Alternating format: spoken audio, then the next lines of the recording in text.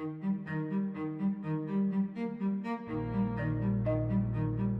world's governments have called for sustainable development goals, and they are being negotiated in the United Nations General Assembly. But does it really make a difference? Will a new set of goals somehow help the world to do what it hasn't yet been able to do, to shift from a business as usual and increasingly dangerous path of economic development to a path of true sustainable development? Well, here we can look at some evidence, and I think it's pretty powerful evidence, and that is to ask, what have the Millennium Development Goals meant for the world?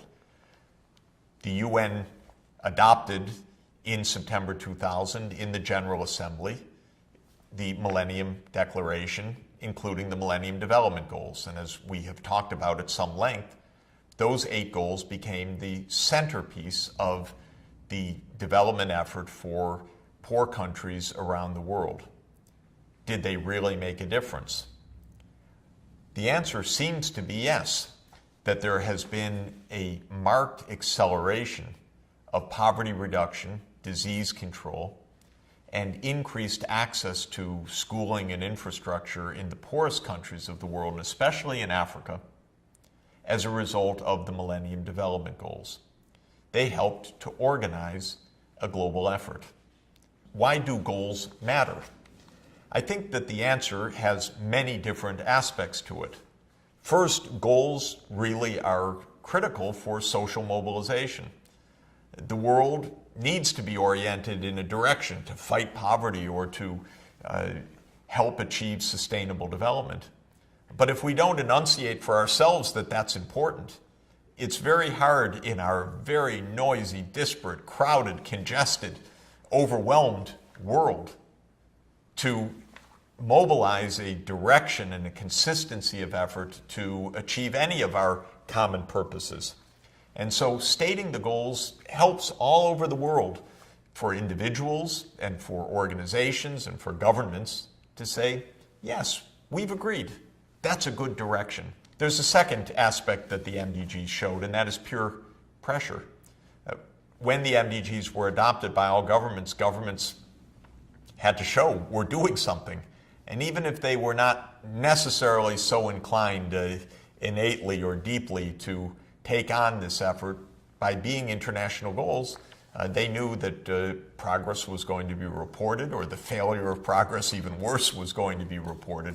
And peer pressures came in where leaders at summit meetings, for example, or at the UN General Assembly would say, how are you doing on the Millennium Development Goals? What steps have you taken? What progress? I saw you didn't make so much progress these past years. That kind of dynamic has been absolutely real. A third way that goals have mattered is in mobilizing what I like to call epistemic communities, or knowledge communities, to be a little bit more prosaic about it. Epistemic communities are networks of expertise, knowledge, and practice around challenges like growing food, or fighting diseases, or designing and implementing city plans. And when goals are set, those communities of knowledge and practice come together. I've watched how the goal to fight malaria, for example, has helped to organize the world's malariologists, that is, the scientists and practitioners who, as a career and as a life calling in many cases, have taken on the challenge of fighting malaria. By virtue of having that goal, that community rose up, said, we as a community of expertise and practice need to do something about it. That's extremely important because governments by themselves, politicians, elected officials, certainly do not have the expertise that exists in these epistemic communities to guide action. And these knowledge communities can make critical recommendations of what actually to do. The MDGs mobilized epistemic communities in malaria control, in HIV/AIDS, in safe health, in primary education, in access to water, in access to energy. How do I know? I watched it happen and I participated in some of it. When I was a director for then UN Secretary General Kofi Annan, we had the Millennium Project under his auspices, which mobilized about 250 experts from around the world of these various epistemic communities to think through in much more detail how the various Millennium Development Goals could actually be achieved. And finally, goals not only mobilize knowledge networks, but they mobilize stakeholder networks as well. What's a stakeholder network? By that I mean that if you're fighting malaria in Ghana or in Tanzania or in Uganda, you need to get around the table. Community leaders, politicians, Ministry of Health, the scientific community, leading non-governmental organizations, perhaps church groups that have a major presence and a participation in the public health sector, international organizations, donor organizations, foundations. It is a roundtable of constituents that needs to be pulled together. And that kind of multi-stakeholder process is essential for the complex challenges of sustainable development and of the fight against poverty, hunger, and disease more specifically. That has happened by conscious design in area after area of the Millennium Development Goals. And it is one of the clearest ways that the mere statement of goals leads to improved outcomes by bringing together these multi-stakeholder processes. I believe that to summarize all of this, no one has ever put it better than President John F. Kennedy 50 years ago in one of the greatest speeches of the modern presidency, which I will refer to shortly at somewhat greater length because I think it is a model also for us. But in his famous peace speech in June 1963, President Kennedy had a word to say about setting goals because he was interested in that speech in setting a goal of peace between the United States and the Soviet Union. President Kennedy said, "By defining our goal more clearly, by making it seem more manageable and less remote, we can help all people to see it, to draw hope from it, and to move irresistibly toward it." That's the essence of the importance of goal setting, helping people to see the goals and by making them more manageable and less remote, by spelling out how they can be achieved, people can be led to move towards it. And as President Kennedy said on that occasion, to move irresistibly towards the goals. So what have been the accomplishments of the Millennium Development Goals and what have been their major weaknesses? Probably the biggest accomplishments have been in the area of public health. Remember that 3 out of the 8 Millennium Development Goals are about health, reducing child mortality, maternal mortality, and the control of the epidemic communicable diseases. And in all of those cases, the MDGs have made a very big difference. Why were they so effective in those areas? First, MDGs 4, 5, and 6 could be stated in terms of specific, quantifiable targets. Reduce under 5 mortality by 2/3, reduce maternal mortality by 3/4. You can measure, you can count, you can assess, you can compare outcomes with targeted pathways. And so the ability to state goals clearly is very, very important. Second, you could make those goals seem more manageable and less remote by saying, here's how malaria can be fought, not just out of goodwill, but out of long-lasting insecticide-treated bed nets, under the deployment of community health workers, the use of rapid diagnostic tests, the use of artemisinin and combination therapies. In other words, that panoply of technical innovations that underpin a practical path to success. Third, there were specific funding mechanisms attached. Most importantly was the arrival of the Global Fund to fight AIDS, TB, and malaria, which was agreed in 2001, 1 year after the MDGs were adopted, and put into motion in 2002. Pretty quick turnaround time. No doubt, in my mind, my experience, I was there helping in that process, the MDGs made a very big difference to the birth of the Global Fund to fight AIDS, TB, and malaria. And many individual countries, and I'm happy to say the United States, the leader among them, also took on national efforts motivated by this new will to solve these problems. The U.S. adopted in 2003 the PEPFAR program, which was the emergency program of response to AIDS, where the U.S. has put in billions and billions of dollars to the fight against AIDS in Africa.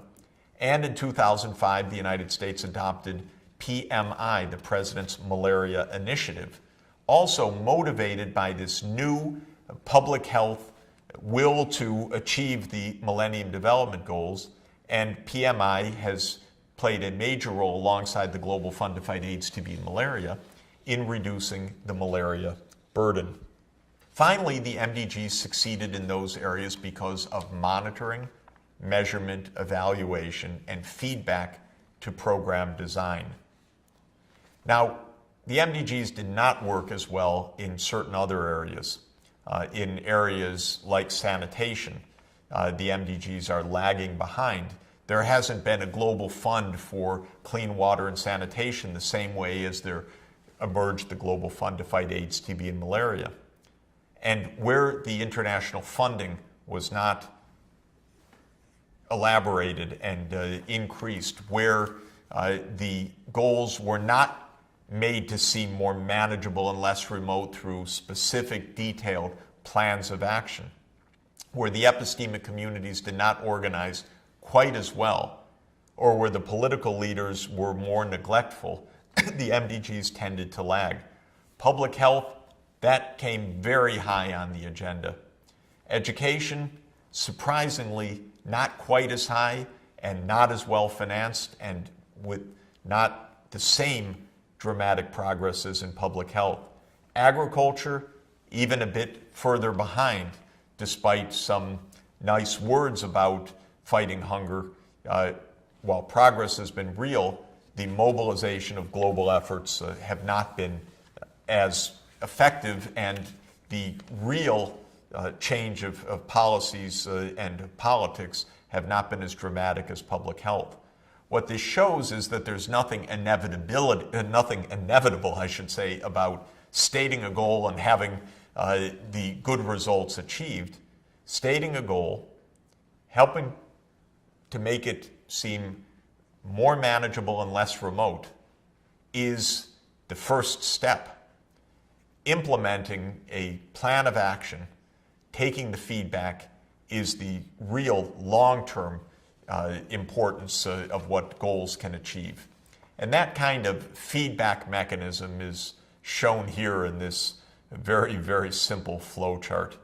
The point that I want to make in this flow chart is that one starts with a set of goals and then with a way to address those goals. Next is to design policies that can implement that program of action.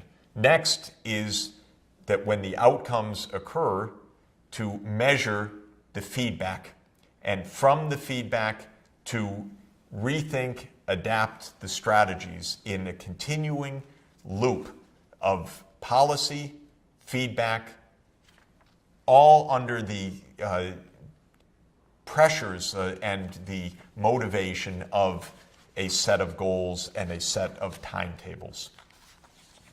Now, when we turn to sustainable development, our agenda is even harder than the Millennium Development Goals. And I can tell you the Millennium Development Goals of fighting extreme poverty is pretty tough and very hard to get results in certain areas, but sustainable development goals will include not only the continuation of the fight against extreme poverty, but also the integration of that goal with several others, including environmental sustainability and social inclusion. So we've got an even more complex set of challenges. And there are at least two aspects of sustainable development that make the problems yet more complicated. First, the natural time horizon for results is longer term. Decarbonizing the energy system is going to be a 30 to 40 year effort, even if we're moving as fast as we can. Making our cities more resilient is a decade or more. Remember that our roads, our buildings, our power plants have a lifetime of many decades. We're often talking about power generation facilities that have a lifespan of 40 or 50 years. And therefore, there's tremendous inertia in this system. And there's also, therefore, a tremendous need to be able to look forward, not to 2 years or 5 years, but to 20 years or to 30 years in setting the kinds of frameworks to actually achieve those 10 Sustainable Development Goals or their equivalent. There are two specific tools that will be important for translating SDGs into reality. The first of those tools is called backcasting. I've mentioned it before. Rather than forecasting what's going to happen in 2040 or 2050, one backcasts to say, in 2050, we need to be in such and such location. We need to have such and such level of greenhouse gas emissions. Now, instead of trying to predict or forecast, we'll start at our target and then move backwards to say, how are we going to get to that target? How are we going to cut emissions by half by 2050? Backcasting is quite different from prediction. If you look in the newspapers, listen to stock analysts, they're guessing about the future. They're not designing the future. Backcasting, even though it sounds backward, is about designing the future because it is starting at a future date and then working backward from the future date to the present to say, how can we get from here to there? It is setting that path. The second tool, closely related, is road mapping. Road mapping says, okay, we know where we want to be. We know where we start today. We can see the kind of trajectory. What does that terrain really look like? What are our big challenges? What are our technological barriers to overcome? If we are on a hike, we may have to cross a mountain range. If we are on a pathway of sustainable development, we may have to cross a technological mountain range. We have to get over the hump of intermittency of power. We have to get to power storage. We have to overcome the high costs of certain alternative energy possibilities. We have to pass the mountain range of a grid that connects North Africa, the Middle East, and Europe, or connects the Dakotas and the eastern seaboard of the United States, or the Mojave Desert and the population centers of California. In other words, we also need a roadmap for passing through difficult terrain. Now, this may seem to some people, especially to those steeped in free market economics, as a kind of planning that is impossible and is contrary to the market process. That is not correct. Why? Because in high technology industries, there is, as a norm of behavior in sophisticated industries, exactly that kind of road mapping taking place. And the most successful of all should be kept clearly in mind. It's a great example and a great motivator for us. And that is the road mapping of Moore's Law. Remember Moore's Law, because Moore's Law has created our world today. It is the information technology principle that the capacity of integrated circuits is doubling roughly every 18 to 24 months. Gordon Moore, who back in the 1960s, when he enunciated Moore's Law, was the CEO of Intel, the leading company in integrated circuits. And he noted at the time that for the past 10 years or so, the number of transistors that could be packed into an integrated circuit was doubling roughly every 18 months to 2 years. And that was doubling the capacity of processing, the ability to store and soon to transmit data, and cutting by half the costs of doing that because of the doubling of the capacity in essence. And Moore, back in 1965, when he enunciated Moore's law, said there's some headway ahead. This could go on another decade or 2 decades, more doubling. And of course, that means a tremendous increase of the information capacity of central processing units or storage or ability to transmit enormous volumes of information. All of that has transformed our world.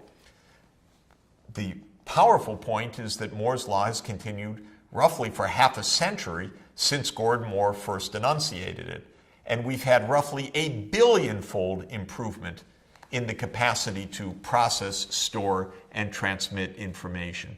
And therefore, we live in a world of interconnectedness of information that was unimaginable at the time that Gordon Moore first enunciated this principle. But how was it achieved? How did the industry succeed?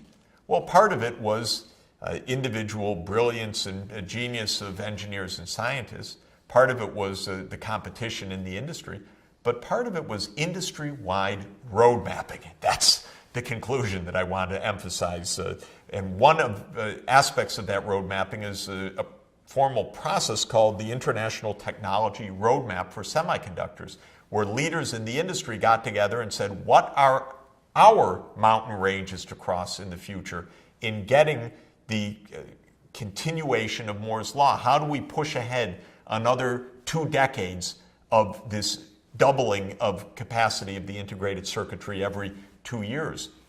They roadmapped the steps that were needed.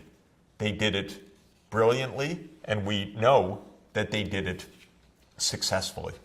And that has transformed our world, but it also should tell the skeptics about looking ahead. It's possible to look ahead, not to know the future, but to plan on how to overcome certain obstacles, to think ahead, to be prepared for the problems that will come, and to take measures so that one can pass through the mountain passes and get to the next range, the next difficulty, because we know where we want to go in 20, 30, or 40 years.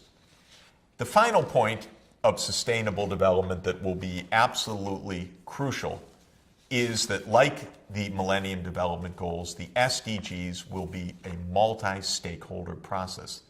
We need engagement across the public sector, the private sector, civil society, individuals in their own motivation, scientists and engineers, in academia, in research centers, foundations. This is an all hands-on effort. This is the kind of challenge where humanity from every part of society is going to have to get involved.